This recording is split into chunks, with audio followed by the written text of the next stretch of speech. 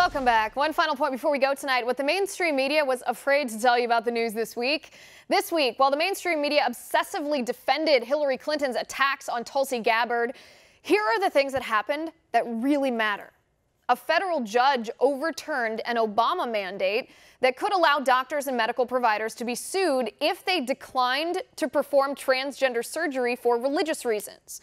Now, that's a pretty big deal because it was a pretty big and egregious and obvious violation of the First Amendment right to religious liberty for medical providers of faith to decline to participate in procedures that violate their religious beliefs. But did the mainstream media report on this story? No, they did not. The mainstream media did not say a word because the mainstream media is in the pocket of the Democrats, and this story makes the Democrats look bad. Joe Biden, John Kerry, and Harry Reid all caught on tape from 1998 calling Bill Clinton's impeachment a lynching. This comes after the Democrats spent the week pretending to be outraged because President Trump called the Ukraine witch hunt a lynching. The Democrats in the mainstream media claimed Trump was a racist for using that word. But did the mainstream media report that Joe Biden, John Kerry, and Harry Reid all said the exact same word in the exact same context 20 years ago? Nope. Once those videos surfaced, the mainstream media suddenly just stopped talking about the Trump tweet. How convenient. The state of Massachusetts tries to make it a crime to say the B word, punishable by a fine of $200 or 6 months in jail.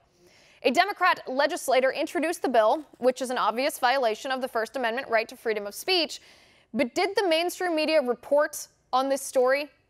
Nope. The mainstream media was silent. A judge ruled to allow a lawsuit by the city of Chicago against actor Jussie Smollett to go forward.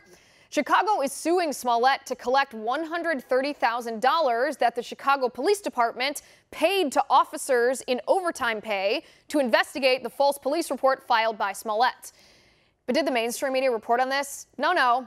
The mainstream media barely covered this because it makes them look bad, because they believed Smollett's hoax hate crime without investigating it, because they want to believe that all Trump supporters are evil. Former Obama staffer Jen Psaki admitted on CNN that presidents use quid pro quos in foreign policy all the time. She said it's normal for presidents to use levers to make foreign nations behave the way the U.S. wants them to behave. And we use money, U.S. aid, as that lever.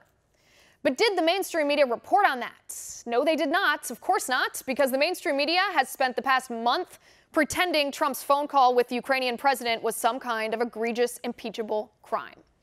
The mainstream media doesn't care to report any of that to you, so we will. And that is my final point. You can reach me on Twitter at Liz_Wheeler. If you like the show, please send me an email at oann.com/contact. In the meantime, catch us here tomorrow at 9 p.m. Eastern, and until then, have a good night.